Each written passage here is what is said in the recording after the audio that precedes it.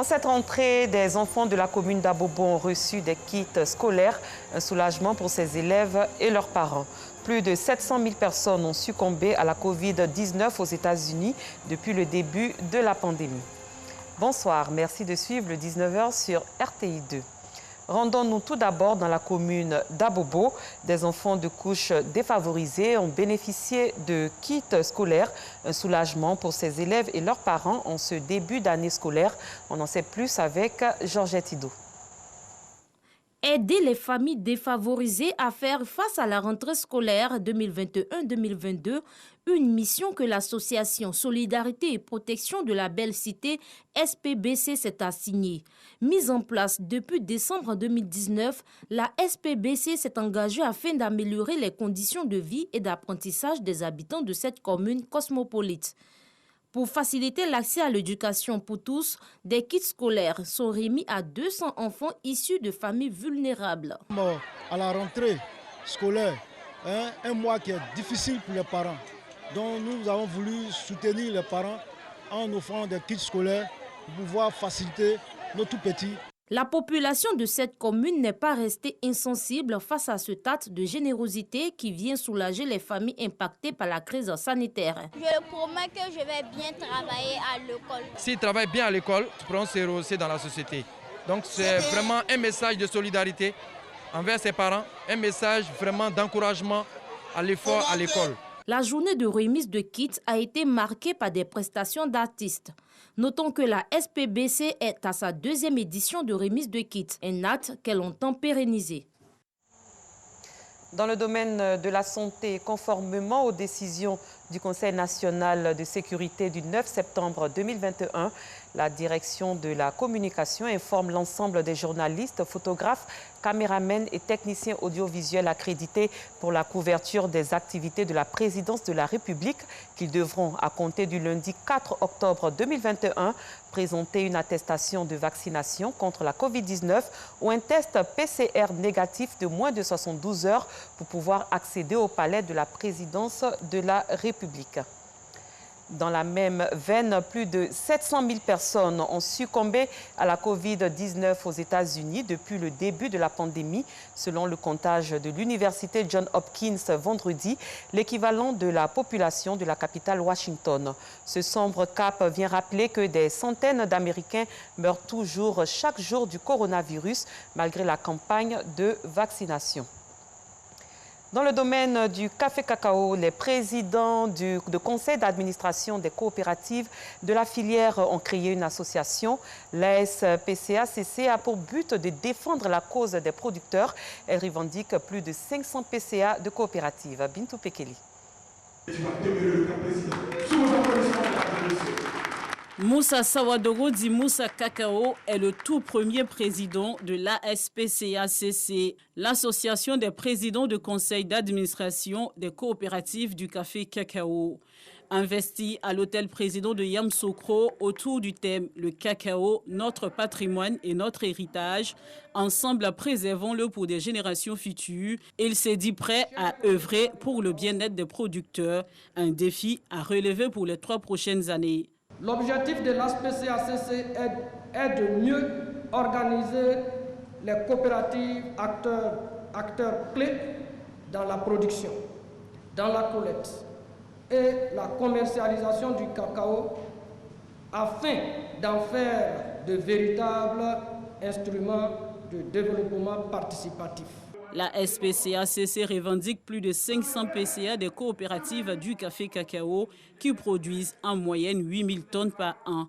Une initiative saluée par Pierre Dimba, ministre de la Santé, de l'Hygiène publique et de la couverture maladie universelle, président de la dite cérémonie. Les personnes qui y travaillent vivraient mieux s'ils sont en bonne santé.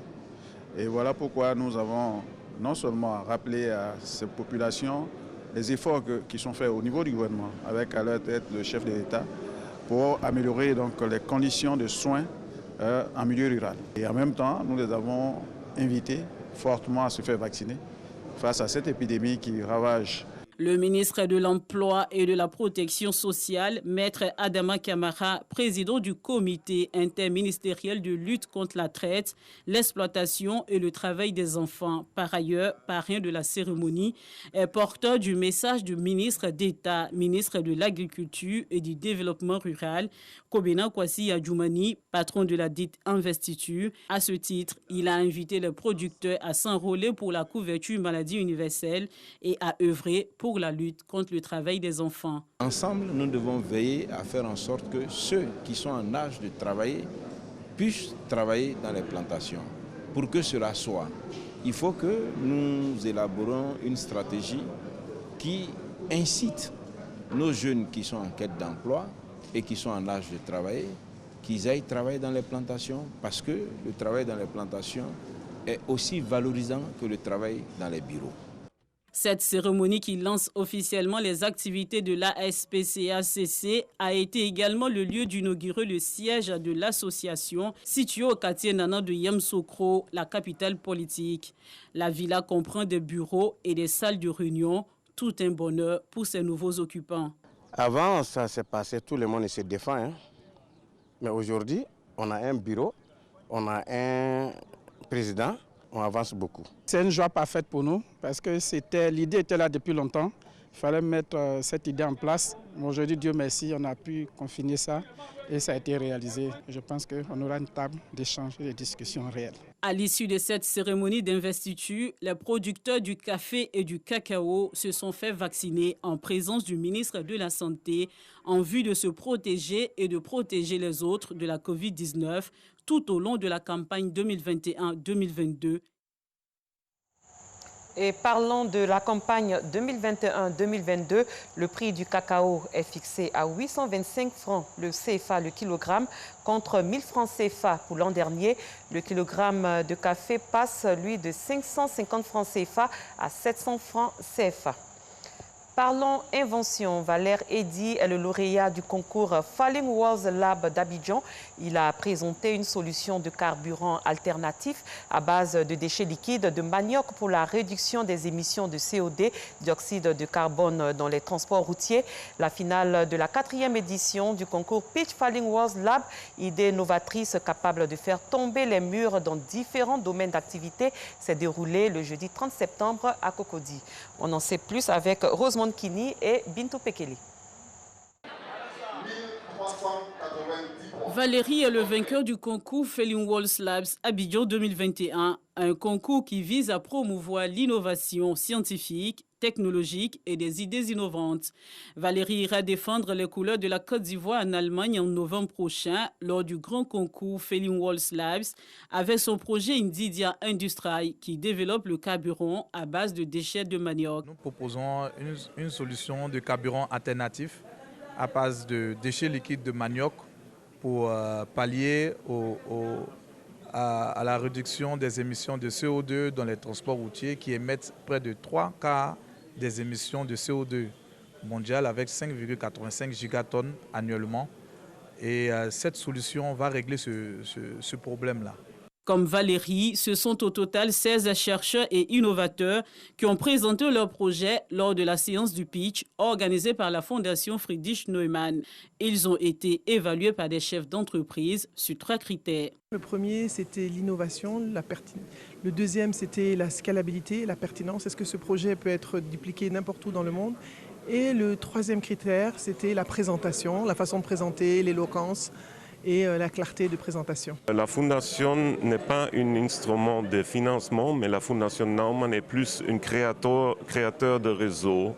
Pour ça, on est ici et pour ça, on aide aussi les jeunes entrepreneurs. Des certificats de participation ont été remis aux différents candidats qui ont pris part à la 5e édition du concours Falling Walls Labs. Cette édition 2021 marque la journée de l'innovation et de la recherche. Elle s'est tenue autour du thème « Science, technologie et innovation au service de l'entreprise ». Mettant le cap sur la ville de Bondoukou, l'ONG La Maison de l'Amour a procédé au lancement de ses activités dans la région du Gontougo. Elle a offert 10 lits médicalisés ainsi que des vivres et des non-vivres au centre 5 Amis qui accueille des personnes souffrant de troubles mentaux. Anissette Kono. Blessing. 10 lits médicalisés, des bidons d'huile, des sacs de riz pour les pensionnaires du centre Saint-Camille de Bondoukou. Les mains chargées, l'ONG La Maison de l'Amour donne du sourire aux pensionnaires du centre Saint-Camille. Un geste pour soulager les malades mentaux de ce centre. On a vu les pensionnaires dormir dans des conditions vraiment très difficiles où ils dormaient à main le sol. Donc ça nous a vraiment écœurés, touchés parce que ce sont des personnes comme nous, des êtres humains comme nous. Donner, c'est toute la vie et c'est aimer aussi son prochain. La responsable du centre Saint-Camille et les autorités administratives encouragent cette initiative de l'ONG La Maison d'Amour. L'ONG Maison de l'Amour s'inscrit dans l'immense collier de perles qui servent à faire vivre les centres Saint-Camille. Merci beaucoup. Saluer la présidente de l'ONG La Maison de l'Amour et toute son équipe pour ce don fait à l'endroit des pensionnaires de ce centre. Que le Seigneur vous bénisse. Comme le dit le slogan de cette ONG, donner du sourire et de l'amour aux personnes défavorisées, la Maison d'Amour a fait des heureux à la prison civile de Bondoukou. 600 repas chauds ont été offerts aux pensionnaires. Ces dons sont d'une valeur de plus de 3 millions de francs CFA, selon les responsables. Après Korogo et Boaké, la ville de Yamoussoukro a reçu la visite du ministre François Amicha, président du comité d'organisation de la CAN 2023 prévue en Côte d'Ivoire. Une visite au cours de laquelle il a fait le point de l'avancée des travaux sur les infrastructures sportives. Nous y reviendrons plus amplement dans nos prochaines éditions. Plus loin, à 29 ans, Iris Ferreira a pris ses fonctions début septembre dans la communauté juive libérale de Strasbourg, devenant la première femme ordonnée rabbin en France, ses homologues ayant jusque-là reçu l'autorité rabbinique à l'étranger. Rosemonde Kini, Joël Gosset. Iris Ferreira est une pionnière. Elle est la première femme ordonnée rabbin en France. Sa particularité, avoir reçu l'autorité rabbinique à Paris quand ses homologues avaient été jusque-là ordonnés à l'étranger. C'est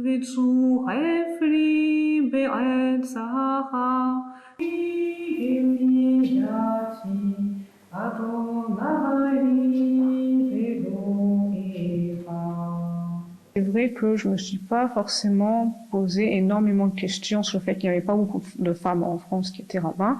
Je savais qu'il y en avait. D'ailleurs, j'étais à Paris, donc quand j'habitais à Paris dans la communauté du rabbin Pauline Beb, qui a été la toute première femme rabbin en France. Donc, dans mon expérience de la vie quotidienne du judaïsme, c'était quelque chose qui était tout à fait possible et envisageable. Après, il est certain que dans des pans plus conservateurs du monde juif, ça peut être plus difficile et plus problématique.